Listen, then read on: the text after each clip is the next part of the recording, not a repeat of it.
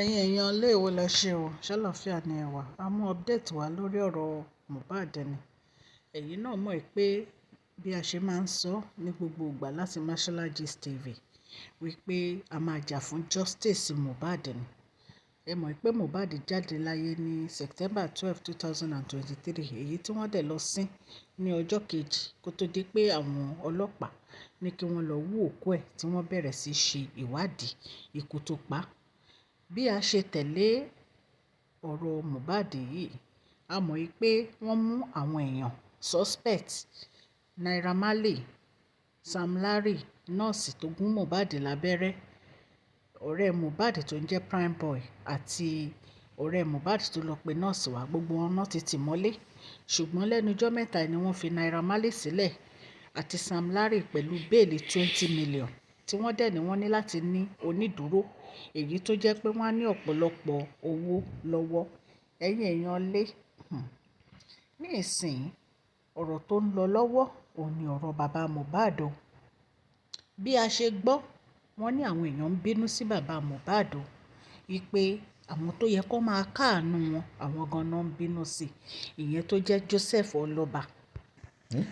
Wọ́n ní bàbá Mohbad, wọ́n ní kò ní tìjú o, wọ́n ní tó bá jẹ́ pé ó ní tìjú ni gbogbo nǹkan tó ń ṣẹlẹ̀ yìí kò ní máa ṣẹlẹ̀.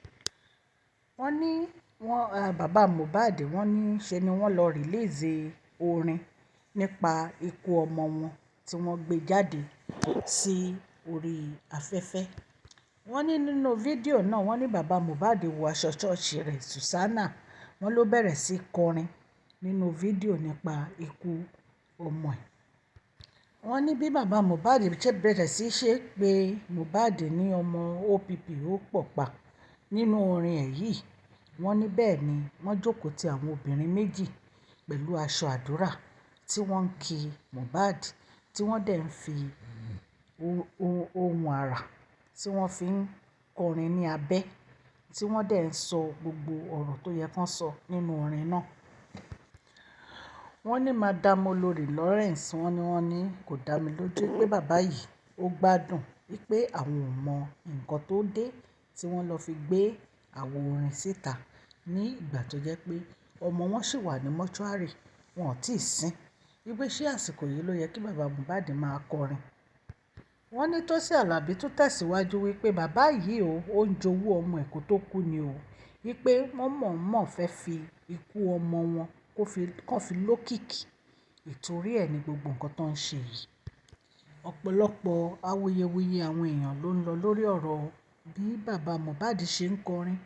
A tún gbọ́ pé èèyàn kan náà tún sọ̀rọ̀ wípé ṣé ọkùnrin yìí ṣó gbádùn ṣá, wípé kán wo bí bàbá Mohbad ṣe ń fi Mohbad kọrin, ọmọ tó jẹ́ pé wọn ò tí ì sin, wípé ṣó yẹ kí bàbá yìí máa kọ irú orin báyìí. Ọ̀pọ̀lọpọ̀ ènìyàn ni wọ́n sọ̀rọ̀ burúkú sí bàbá Mohbad. Bẹ́ẹ̀ náà dẹ̀ ni àwọn ẹlòmíín náà wọ́n sọ̀rọ̀ dáadáa sí bàbá Mohbad. Ṣùgbọ́n àwọn èèyàn sọ̀rọ̀, wọ́n ní kò ń ṣe àsìkò yìí ló yẹ kí bàbá Mohbad gbé àwo yìí jáde, nítorí pé number one, ẹjọ́ ọmọ wọn ṣì ń lọ lọ́wọ́ ní kóòtù, wọn ò tí ì dá ẹjọ́. Wọ́n ní number two, òkú ọmọ wọn ṣì wà nínú mọ́ṣúárì tí wọn ò tí ì sin, tí wọn ò dẹ̀ tí ì mọ ọjọ́ tí wọ́n máa sin. Wọ́n ní kí wá ló dé tó jẹ́ pé àsìkò yìí ni bàbá Mohbad wá gbé ẹ̀rọ orin náà gbé jáde. Wọ́n ní ṣe bí àwọn ọ̀rẹ́ Mohbad míì, wọ́n ní ṣe bí wọ́n fi orin láti fi kẹ́dùn ikú Mohbad. Wípé kí wá ló dé tó jẹ́ pé nǹkan tí bàbá yìí ṣe, kí ló wá dé tó jẹ́ pé ó ń bí àwọn ènìyàn nínú. Wípé ṣé ó yẹ kí èèyàn máa bínú bàbá olóògbé ni. Wípé ṣé bó yẹ kán máa bá bàbá Mohbad kẹ́dùn ni. Àwọn èèyàn kan ló ń sọ ọ́. Wípé ṣé bó yẹ kí wọ́n máa bá bàbá Mohbad kẹ́dùn ni. Wípé kò yẹ kí wọ́n máa sọ̀rọ̀ burúkú sí bàbá Mohbad. Wípé kí ló dé tó jẹ́ pé téèyàn bá kọrin nípa ikú ọmọ ẹ̀, ṣé ẹ̀ṣẹ̀ ni. Àwọn èèyàn kan tún sọ̀rọ̀ wípé bàbá Mohbad kì í ṣe pé ó fẹ́ fi kú ọmọ ẹ̀ lókìkí. Wípé ṣùgbọ́n ó ń kọrin yìí nítorí pé bó ṣe dùn wọnú egungun ni. Wípé ta ni ó máa gbọ́ ikú ọmọ ẹ̀ tínú ẹ̀ máa dùn. wípé kí wọ́n má fi ẹnu burúkú sọ̀rọ̀ sí bàbá Mohbad mọ́, wípé kí wọ́n fi bàbá Mohbad sílẹ̀, wípé Ọlọ́run Elédùmarè ló mọ inú bàbá Mohbad, wípé tó bá dẹ̀ jẹ́ pé bí wọ́n ṣe ń sọ yìí ló ṣe rí, wípé bàbá Mohbad àti Ọlọ́run ní ẹlẹ́jọ́, ẹ̀yin èèyàn lé àbẹ́ẹ̀rí báyìí bí.